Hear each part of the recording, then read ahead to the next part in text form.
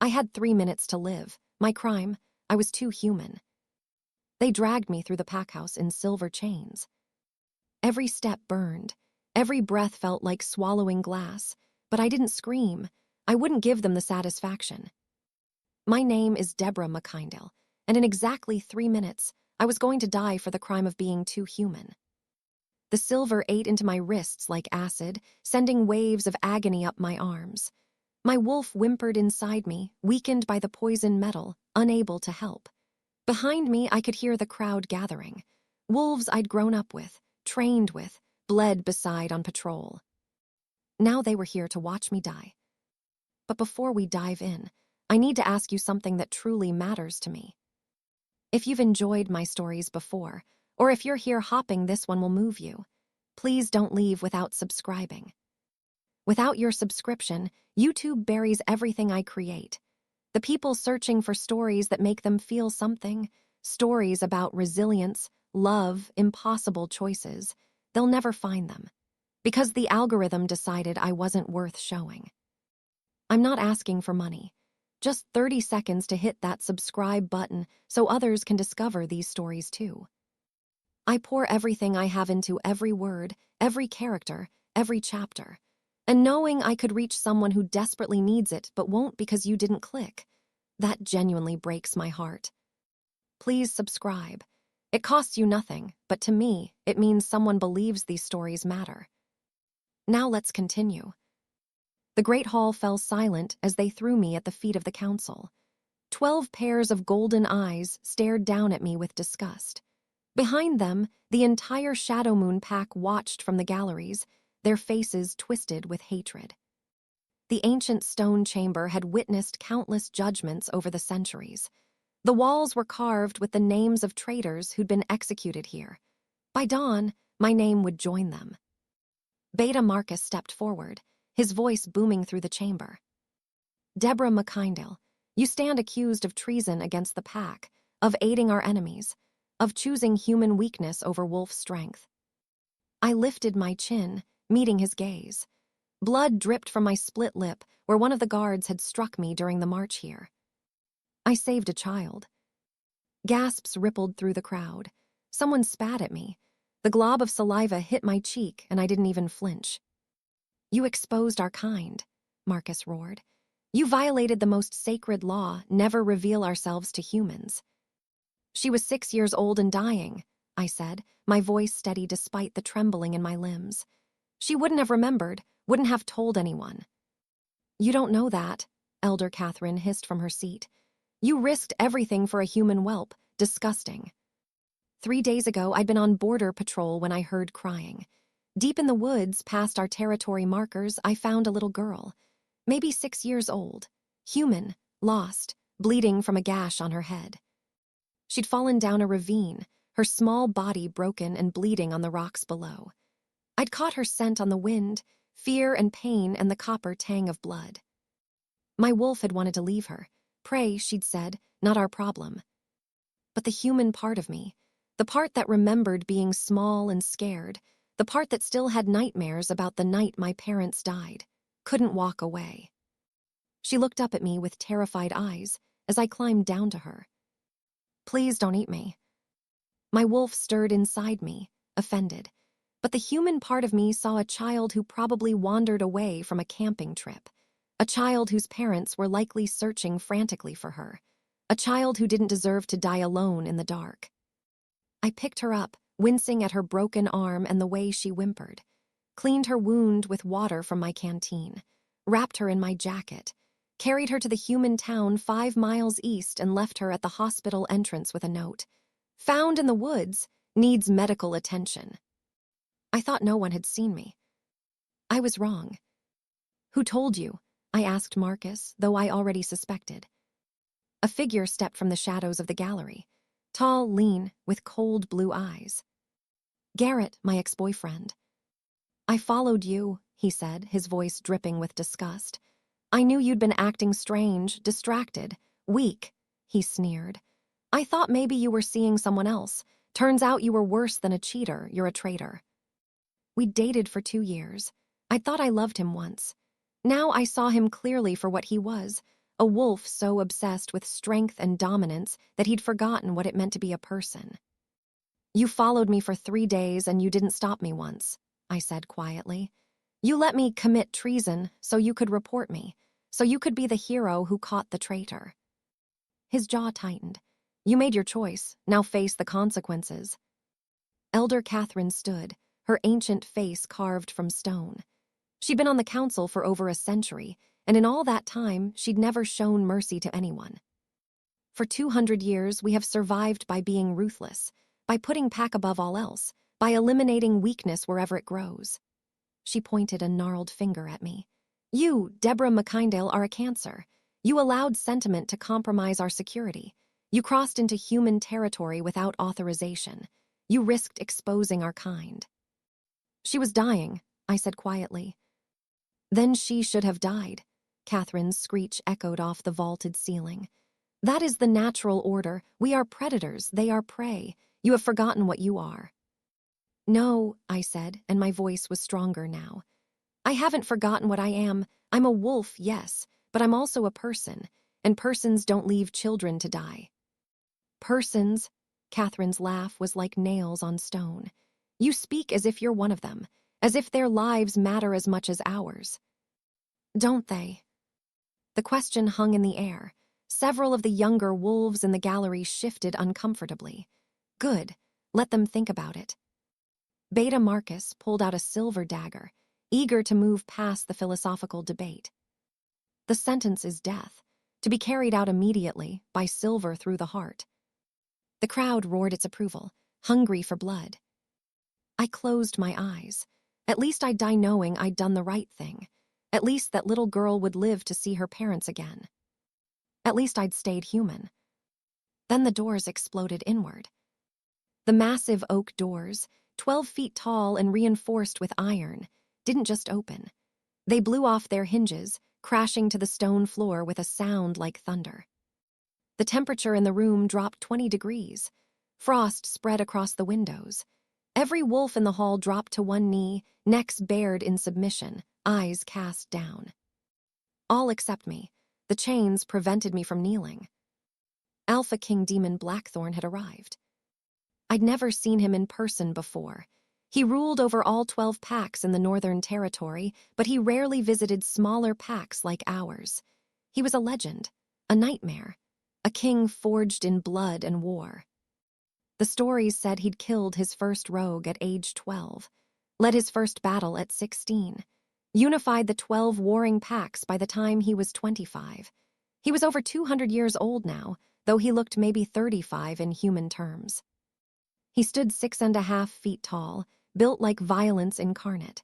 Black hair that fell to his shoulders, sharp features that looked carved from granite, eyes like molten silver that seemed to see straight through you to your soul. He wore all black, black shirt, black pants, black boots, a long black coat that moved like liquid shadow, and power radiated off him in waves that made my wolf whimper and press herself flat in submission. Even weakened by silver, even facing death, I felt the sheer force of his presence like a physical weight. He stalked into the room with the lethal grace of an apex predator, each footstep deliberate, controlled, dangerous. "Rise," he commanded. Everyone obeyed instantly. Chairs scraped, bodies stood, eyes remained lowered. His eyes swept the hall, taking in everything. The silver chains, the blood on my face, the dagger in Marcus's hand, the hatred in the crowd. Then his gaze landed on me. For a moment, just a heartbeat, our eyes locked, and I felt something shift in the air between us. Something fundamental. Something that made my wolf suddenly surge with energy despite the silver burning her. His nostrils flared. His entire body went rigid. His pupils dilated, and his hands clenched into fists at his sides. Oh no. Oh gods, no. I smelled it too, even through the silver-induced haze of pain. Pine and smoke and midnight rain. The scent wrapped around me, impossibly warm and right and absolutely terrifying. It called to something deep in my soul, something primal and undeniable. Mate. The Alpha King was my mate. The bond snapped into place like a rubber band pulled too tight, finally finding its other end. I felt it in my chest, golden and bright and demanding. My wolf howled with joy, trying to reach for him, desperate to complete the bond. His eyes widened fractionally, the only sign of shock on his otherwise controlled face. Then his expression hardened into something unreadable, locked down tight behind walls of ice. For 3 seconds, maybe 4, neither of us moved. The entire hall held its breath, sensing something momentous but not understanding what. Then Demon's jaw clenched, and when he spoke, his voice was arctic. "What is happening here?" Beta Marcus stammered, clearly thrown by the Alpha King's sudden appearance. "Why, Your Majesty, we're executing a traitor. Deborah McKindle aided humans, violated pack law." I did not ask for a summary. I asked what is happening here. The subtle difference in phrasing made Marcus pale. Behind him, Elder Catherine's eyes narrowed.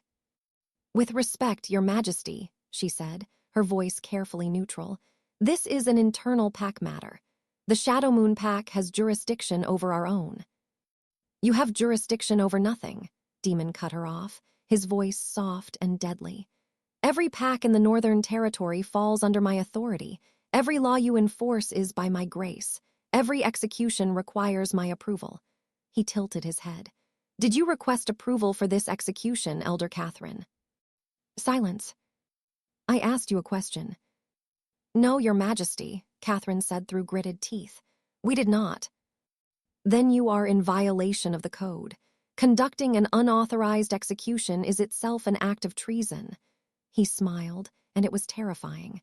"Shall I have you executed for it?" Demon moved closer to me, each step deliberate, measured.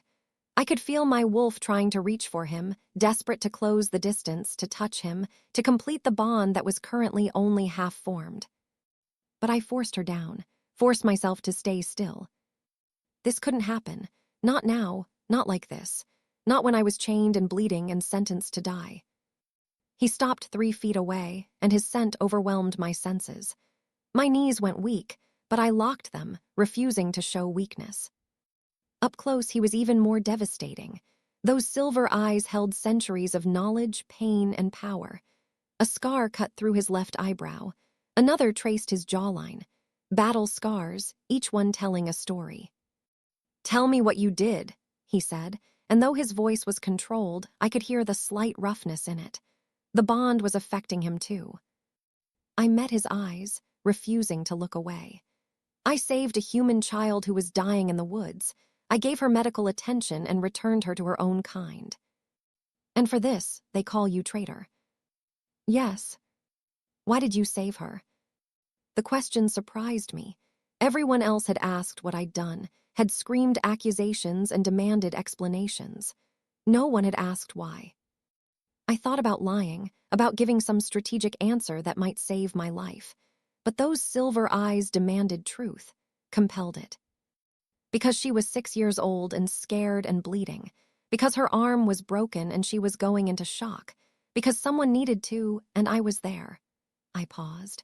Because the right thing doesn't stop being right just because it's inconvenient or dangerous. Something flickered in his expression, too fast to read, but I thought it might have been respect. Or pain. He turned to the council, and the temperature dropped another 10 degrees. "How long have the Shadow Moon Pack been executing wolves for showing basic decency?"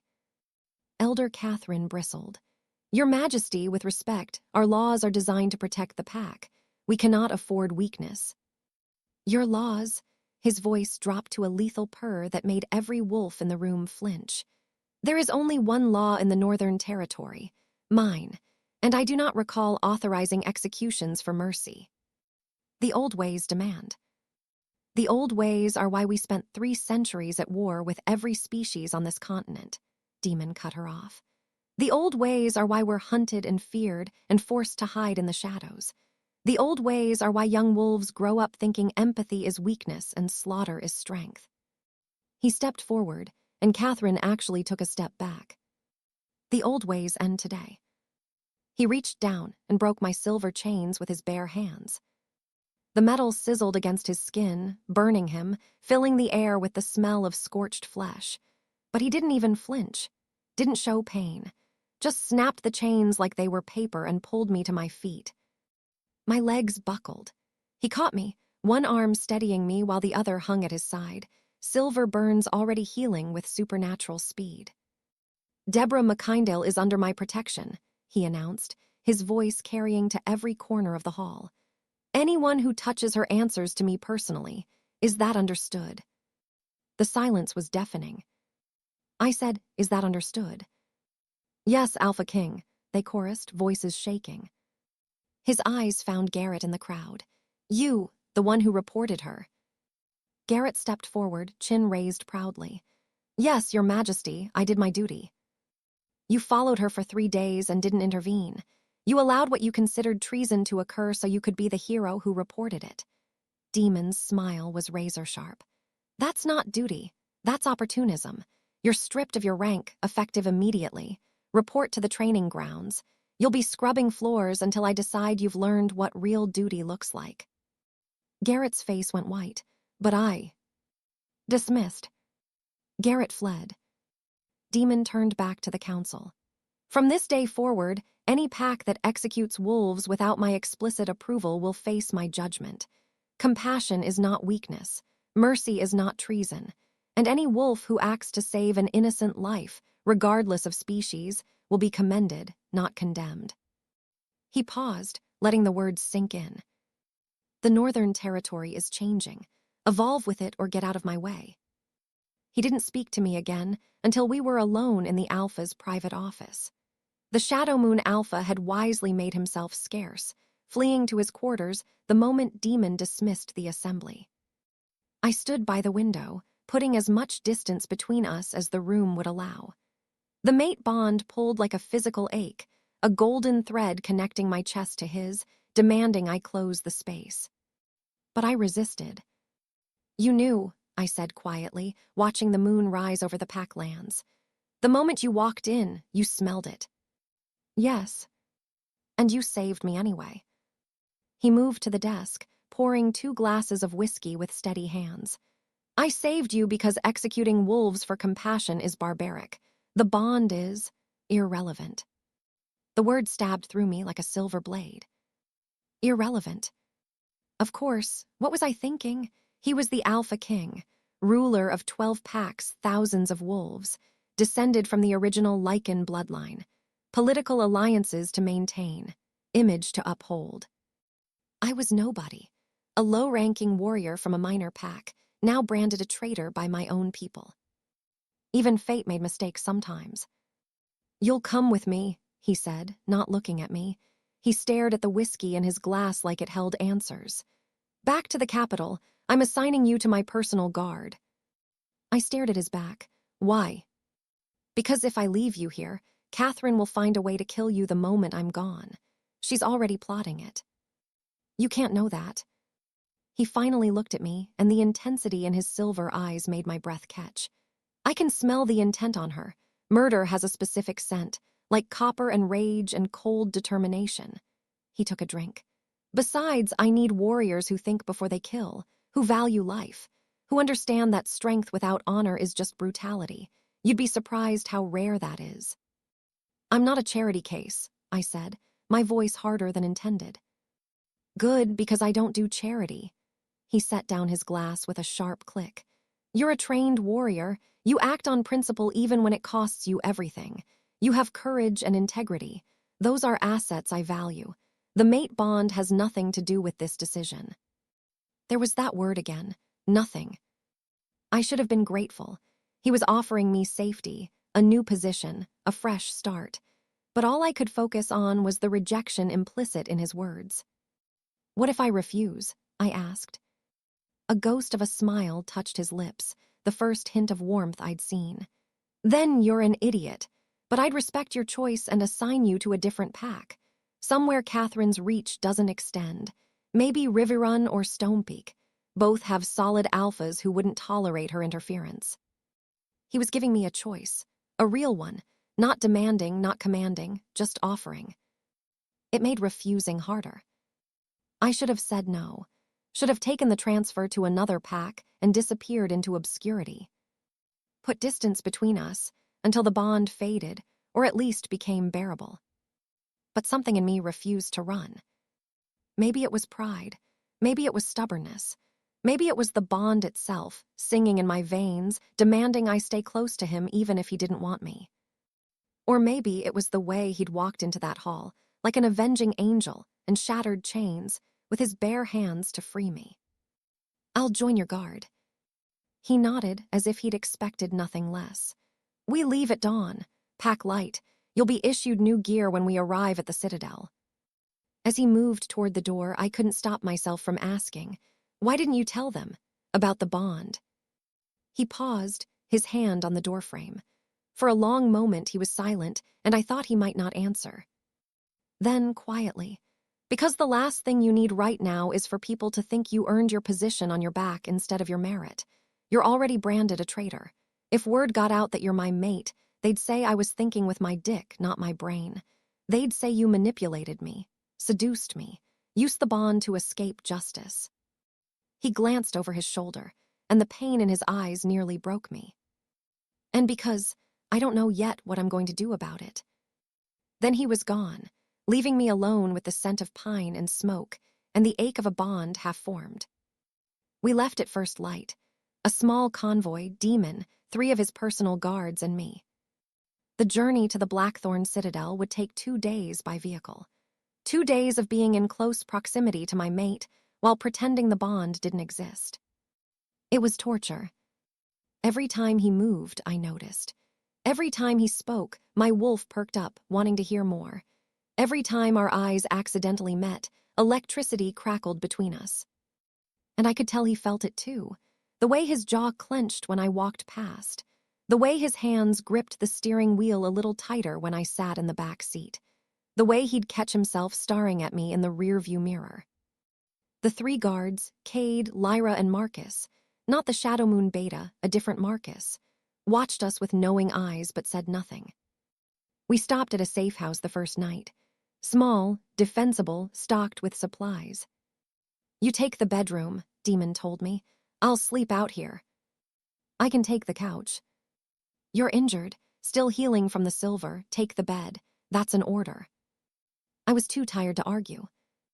But I couldn't sleep. My mind kept replaying everything. The trial, the chains, the moment Demon walked in and changed everything. Around midnight, I gave up and padded out to the main room. Demon sat on the couch, shirtless, cleaning a wicked-looking blade. The firelight played across the scars that covered his torso, dozens of them, hundreds, a roadmap of violence. He looked up when I entered. Can't sleep. Too much in my head. He nodded, understanding without needing explanation. Whiskey. Please. We sat in silence for a while, sipping whiskey, watching the fire. Then quietly he said, I'm sorry. I looked at him, surprised. For what? For the bond, for the situation, he gestured vaguely. All of it, you didn't ask for this. Neither did you. No, he set down his glass. But at least I have power, resources, options. You're in an impossible position and it's not fair. I studied his profile, the strong jaw, the tired eyes, the weight he carried. Can I ask you something? Yes. Why do you seem so afraid of the bond? He didn't answer that night, just stared into the fire until I finally went back to bed. But I saw the answer in his eyes. Pain, loss, grief so old and deep it had become part of him. The next day, we reached the Blackthorn Citadel. It was a fortress carved into the side of a mountain. Dark stone, towering spires, and enough magical wards to make my skin tingle from a mile away. The seat of power for the entire Northern Territory. And my new home. I'd been assigned quarters in the guard's wing. Small but private. A bed, a desk, a small bathroom, more than I'd expected. A knock on the door. Lyra, one of the guards from the convoy. Welcome to the Citadel, she said with a slight smile. Training starts at dawn. Don't be late. The king doesn't tolerate tardiness. Noted. She hesitated. Word of advice, don't expect special treatment. He won't give you any. If anything, he'll probably be harder on you than the rest of us. Because of the bond. Her eyes widened. You know, I mean, everyone can smell it, but I didn't think. We're not acknowledging it, I said flatly. As far as anyone's concerned, it doesn't exist. She looked at me with something like pity. That's going to hurt, both of you. I know. Training started immediately. Demon hadn't been lying about needing skilled warriors. His personal guard were the elite of the elite. Former special forces, ancient wolves with centuries of experience. Fighters who'd survived wars, crushed rebellions, and faced down enemies that would make grown men weep. And one terrifying woman named Zara who'd apparently killed 3 alphas in single combat before Demon recruited her. I was the weakest link. Everyone knew it. Try to keep up, Traitor, snarled Cade during our first sparring session. He was built like a tank, 6'4", 250 pounds of pure muscle, and he moved like lightning. I barely blocked his first strike. The second one sent me sprawling across the training mat. Pathetic, he sneered, standing over me. The king must be desperate if he's recruiting. Again. Demon's voice cut across the training yard. He stood at the edge of the ring, arms crossed, face impassive. Every head turned, every eye watched. I pulled myself up, ignoring my screaming ribs where Cade's fist had connected. Cade attacked again. This time I was ready. I'd been studying his pattern. He relied on overwhelming force, expecting his size to intimidate. But I'd fought bigger opponents before. I used his momentum against him, redirecting his strike and sweeping his legs. He went down hard, and the sound echoed through the suddenly silent yard. The watching guards murmured in surprise. I offered him a hand up. He stared at it for a moment, then accepted. Better, Demon said, his voice carefully neutral. His eyes met mine for a fraction of a second, and I saw something flash there. Pride, approval. But your footwork is still sloppy. Cade, don't hold back. She needs to learn or she'll die in the field. Then he walked away, leaving me with the ghost of his scent and the ache of the bond. 3 weeks passed in a blur of training, bruises, and carefully maintained distance. I trained until I could barely stand. Sparred with warriors who'd forgotten more about combat than I'd ever learn. Pushed myself harder than I ever had, determined to prove I belonged here on merit, not because of a bond neither of us wanted to acknowledge. Slowly, grudgingly, I earned respect. Cade stopped calling me traitor and started calling me Ashwood. Progress. Zara nodded at me once after I managed to land a hit on her. Coming from her, it was practically a medal. Even the ancient wolves stopped looking at me like I was an annoyance. But the hardest part wasn't the training. It was Demon. He was everywhere I was, always watching, always present. Late-night training session. He'd appear to correct my form, his hands on my shoulders adjusting my stance, his touch burning through my skin. Meal in the guards' hall. He'd be there, discussing strategy with the commanders, his voice washing over me like smoke. Walking the battlements to clear my head. He'd be standing in the shadows, watching the perimeter, and our eyes would meet across the distance. The mate bond grew stronger every day, more insistent, more painful. My wolf begged me to approach him, to acknowledge what we both knew was there, to complete the bond that was currently tearing us both apart. But he'd made his position clear. Irrelevant, nothing. So I suffered in silence, and I knew, could smell, that he was suffering too. Everything changed the night of the raid. Intel suggests a rogue pack has been kidnapping humans from the border towns. Demon briefed us in the war room. Maps covered the table, marked with red circles indicating disappearances. Selling them to vampire covens as blood slaves. I want them eliminated. No survivors among the slavers. Any captives are to be freed and safely returned. My stomach turned. Blood slaves, one of the vilest practices in our world. Humans kept in cages, drained slowly over months until there was nothing left. We hit them tonight, Demon continued. Fast and hard. Assault team takes out the rogues. Extraction team gets the humans to safety. His eyes swept the room. Ashwood. I snapped to attention. Yes, Alpha. You're leading the extraction team. Your job is to get the humans out safely, while the assault team handles the rogues. Cade scoffed. You're trusting her with the most important part of the mission. She's been here 3 weeks. Demon's eyes turned glacial. I'm trusting her because she's the only wolf in this room who I know for certain won't kill a human accidentally. She's proven she'll risk everything to save them. That makes her perfect for this. He looked at Cade. Question my orders again, and you'll be guarding the sewage tunnels for the next decade. Cade shut up. The rogue compound was a nightmare. An abandoned warehouse on the outskirts of human territory, warded against detection. Inside, the air reeked of blood, fear, and death. We hit them at midnight. The assault team, led by Demon himself, went in through the front, hard and fast and absolutely brutal. I led the extraction team through the back entrance, following the scent of fear and blood to the holding cells in the basement. What I found there would haunt me forever. 12 humans, chained to the walls, beaten, starved, covered in bite marks where they'd been fed on repeatedly. Some were barely conscious. We're here to help, I said softly, kneeling by the first cage. A woman, maybe 30, with hollow eyes and track marks up and down her arms where they'd drained her. We're going to get you out. She stared at me, and I wasn't sure she could even process what I was saying. You're wolves like them. Not like them, I promised, my voice fierce. Never like them. We worked quickly, breaking chains, carrying those too weak to walk. My team moved with efficiency, Lyra tending wounds, Marcus supporting a man who couldn't stand on his own. Outside, I could hear the sounds of combat. Snarls, screams, the wet sound of claws through flesh. Demon and his team were making sure no slaver escaped. Then I smelled it. Gasoline, fire. They're burning the compound, Lyra shouted, her eyes wide with panic. Covering their tracks, we need to move now. We'd gotten 11 humans to safety when I heard it. A child's cry coming from deeper in the building. Faint, terrified.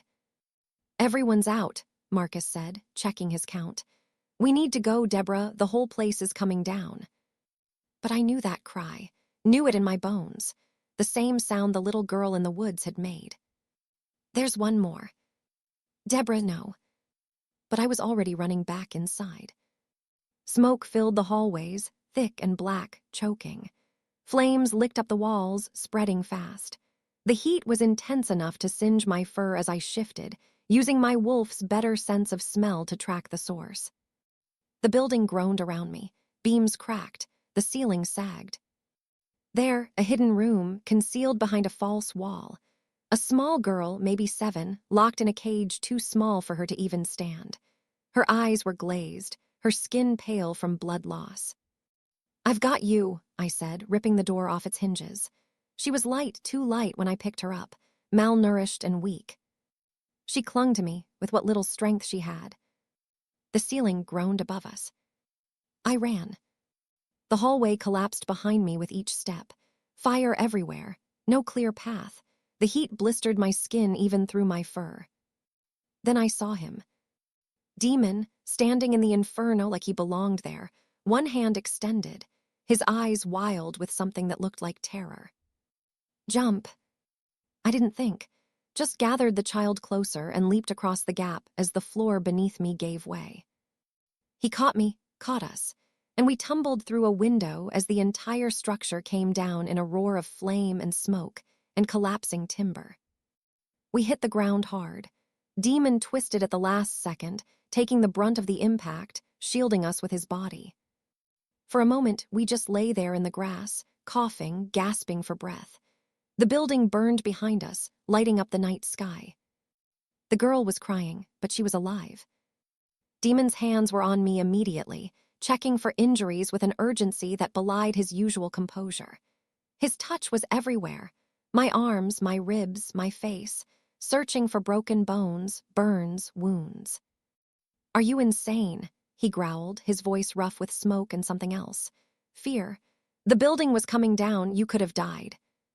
There was a child, I coughed out. There's always a child with you, he snapped, but his hands were gentle as they moved over me, checking for damage. You're going to give me a heart attack. Do you have any idea what it felt like to see you run back into that burning building? You came back for me. He went still. Our faces were inches apart, both of us covered in soot and ash and blood. His silver eyes reflected the flames, and I'd never seen anything more beautiful. Of course I came back for you, he said roughly. You're my. He stopped, jaw clenched, the words caught in his throat. You're what? I whispered. The bond thrummed between us, golden and demanding and impossible to ignore.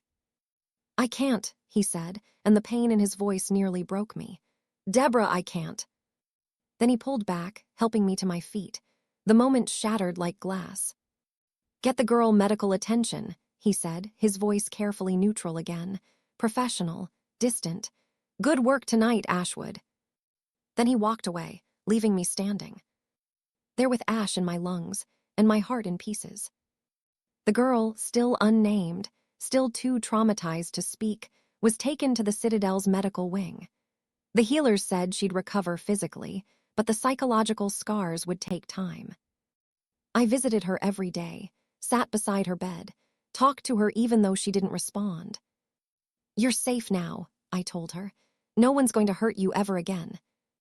On the third day, she finally spoke. Thank you. 2 words, but they meant everything. I cornered Demon 3 days after the raid, in his private study.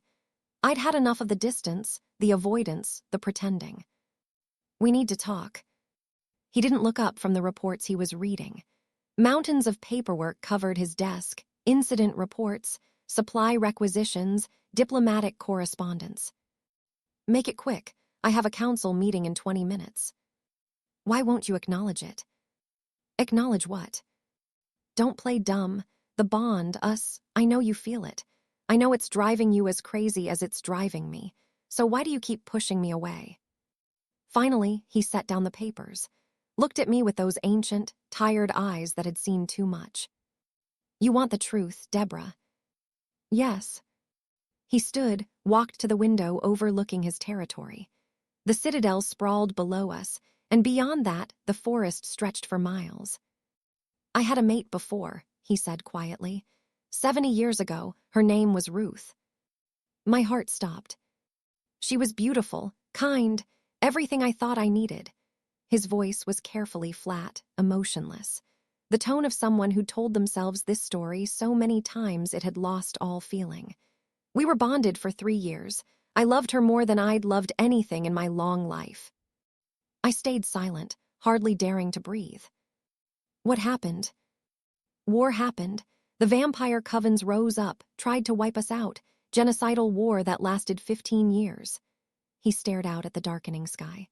I was leading the defense, gone for months at a time, making decisions that cost thousands of lives, ordering strikes that killed innocents, doing whatever it took to ensure our species survived.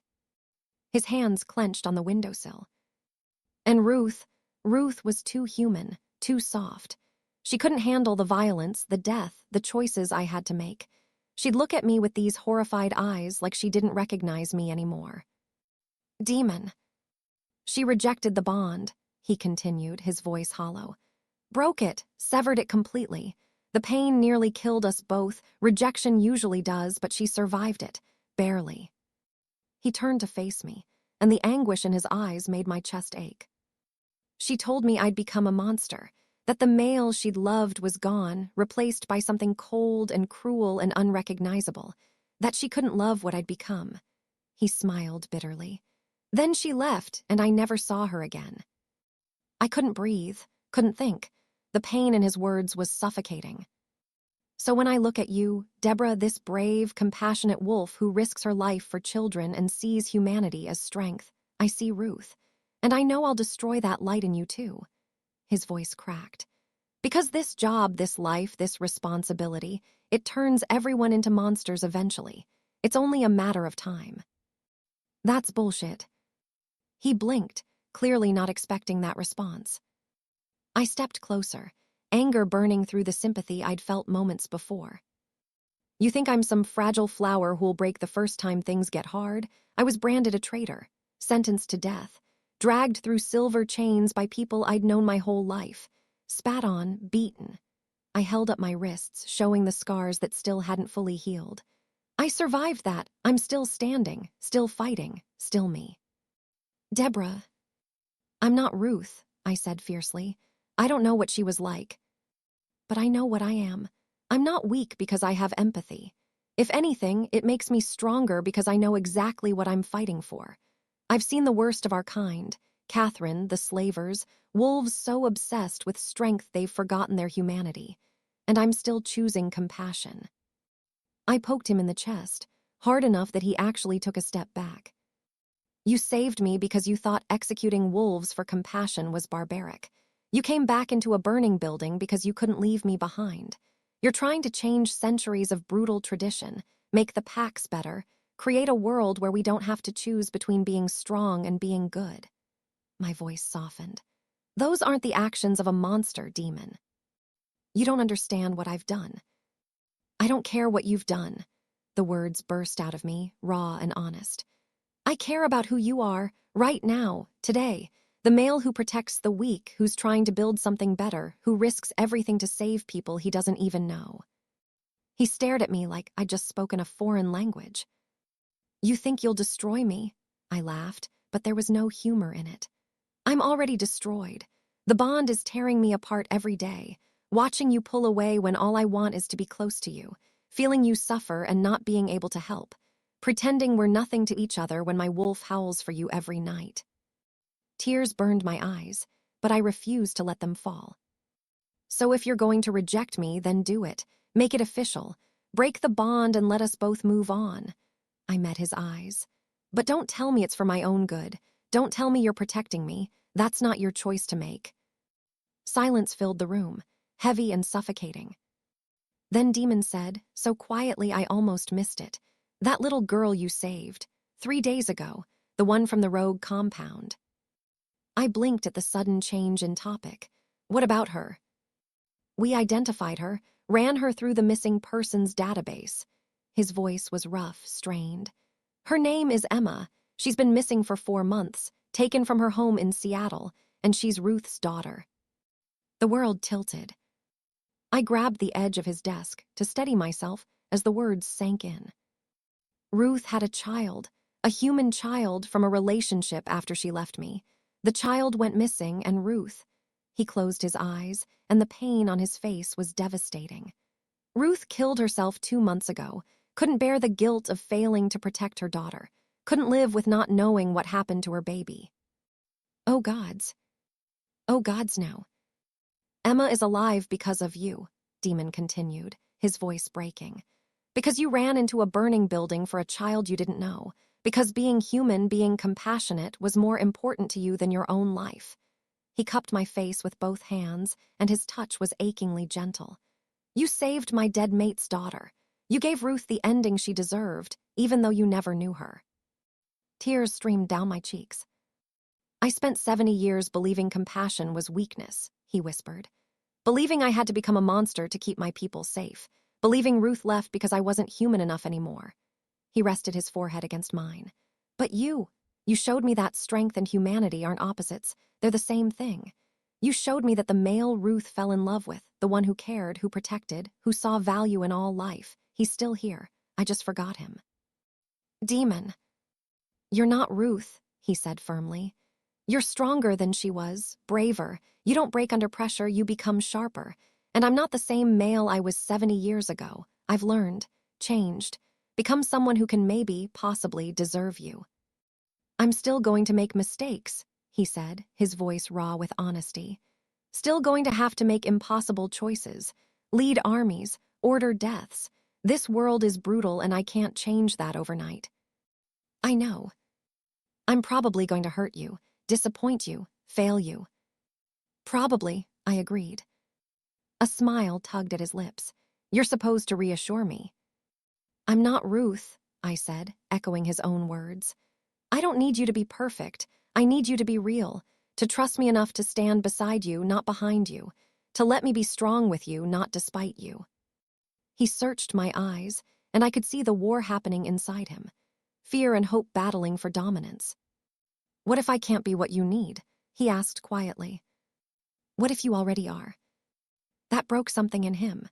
The walls he'd built around his heart crumbled, and suddenly he was kissing me, desperate and fierce and full of 70 years of loneliness finally finding its end. The bond snapped into place fully, completely, and the sensation was overwhelming. Golden light exploded behind my eyes. Warmth flooded my chest. I felt him, his emotions, his thoughts, his very soul tangled with mine. Love, relief, joy, terror, hope. All of it mixing together into something beautiful and terrifying and perfect. When we finally broke apart, we were both breathing hard, both trembling. "Deborah McKindle," he said, his voice rough with emotion. "My mate, my mirror, the one who reminds me what I'm supposed to be." "Demon Blackthorn," I replied, smiling through my tears. "My mate, my king, the one who needs someone to call him on his bullshit." He laughed, actually laughed. The sound filled something inside me that I hadn't realized was empty. "Are we really doing this?" I kissed him again, softer this time. A promise. "We're really doing this." The council of 12 packs met in the great hall of the Citadel. I stood at Demon's right hand, wearing the silver insignia of his second in command. The title had caused an uproar initially. A former traitor as second to the Alpha King. But Demon had made it clear. Anyone who questioned my loyalty could face me in the ring. No one had taken him up on that offer, not after they'd seen me fight. Elder Catherine was no longer on the council. Turned out Demon had been right about her plotting my death. We'd discovered evidence she'd been embezzling pack funds for years, using the money to hire assassins, ordering hits on wolves she considered weak. She was currently serving a life sentence in the Citadel's dungeons. Demon had wanted to execute her, but I'd convinced him that life in a cage was a worse punishment for someone who'd valued power above all else. "The new treaty with the human settlements is working," Demon announced to the gathered alphas. "Trade is up 40%. Border conflicts are down by 60%. And most importantly, we've rescued 43 humans from trafficking operations in the last 6 months alone." The alphas murmured approval. Some grudgingly, others enthusiastically. Change was hard, but results spoke for themselves. "This is the future," Demon continued, his voice carrying to every corner of the hall. "Not isolation, not superiority, partnership, cooperation, strength with honor. We protect those who cannot protect themselves, regardless of species. That's what makes us better than the monsters in the dark." Alpha Marcus of Riverrun stood. "What about those who resist the change? The old guard who still believe in the old ways?" "They can evolve or step aside," Demon said simply. "I won't force anyone to follow me, but I also won't tolerate anyone who actively works against peace and progress. Choose your side carefully." Later that evening, in our private quarters, Demon pulled me close. "They're calling it the Ashwood Doctrine," he murmured against my hair. "Your legacy, compassion as strength, humanity as power." "Our legacy," I corrected, wrapping my arms around him. "I'm just the wolf who was too human. You're the king who was brave enough to change." "Emma asked about you today," he said softly, and I felt his emotions through the bond, love, gratitude, lingering grief. "Wants to know when her wolf angel is coming to visit again." I smiled. Emma lived with us now in the Citadel. A happy 8-year-old who'd been through hell and somehow come out the other side still believing in goodness, still trusting, still loving. We'd told her about Ruth, about her mother's love and sacrifice, about how much Ruth had fought to find her before the grief became too much. Emma cried, but then she'd hugged us both and said, "Mama would be happy I found you." She reminded me, every day, why compassion mattered. "Tell her tomorrow," I said now. "We'll make cookies." Demon kissed my temple, and I felt his amusement through the bond. My fierce warrior, making cookies with orphaned children. The guards still can't believe it. "Your fierce warrior who also happens to make excellent snickerdoodles," I corrected. He laughed, and the sound filled me with warmth, with joy. with the absolute certainty that this, us together, building something better, was worth every scar, every chain, every moment of pain. I'd been branded a traitor for being human, for choosing compassion over cruelty, for saving a child instead of letting her die, for believing that strength and empathy could coexist. They'd called me weak, soft, dangerous. But being human, having compassion, empathy, the courage to choose mercy even when it cost everything, was what saved me. What saved Emma? What saved Demon from the monster he thought he'd become? What saved us all? Because sometimes strength looks like mercy. Sometimes power looks like protecting the powerless. Sometimes being too human is exactly what the world needs to change. And sometimes the thing they punish you for is the very thing that changes everything. The bond hummed between us, warm and golden and perfect. And for the first time in my life, I knew exactly where I belonged.